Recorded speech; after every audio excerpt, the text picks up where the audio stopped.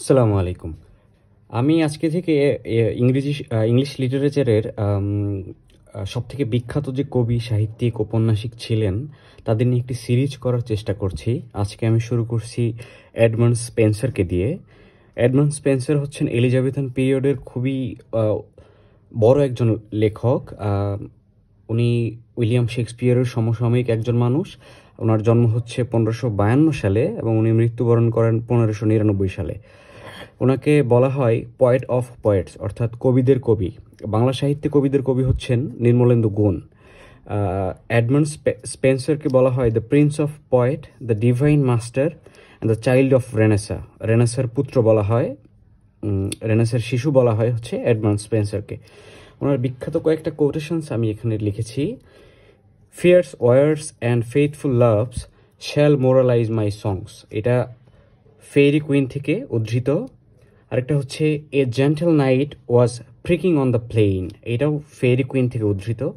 আরেকটা বিখ্যাত কোটেশন হচ্ছে ওনার her angel's face as the great eye of heaven shined bright and made sunshine in the shady place, এইটাও Faerie Queene থেকে নেয়া।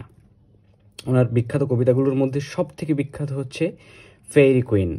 এটা 6 খণ্ডের একটা বিখ্যাত মহাকাব্য। ফেরি কুইনকে ওনার ম্যাগনাম ওপাস বলা হয়, ওনার সব থেকে বিখ্যাত সৃষ্টি।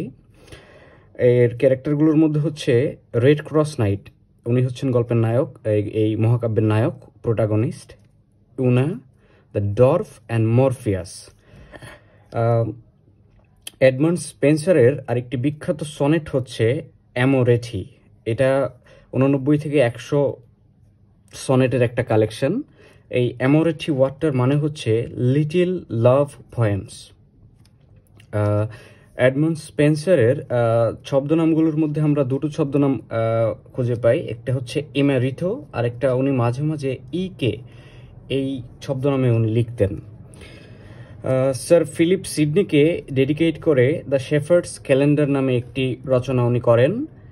আরেকটা হচ্ছে অ্যাস্ট্রোফেল।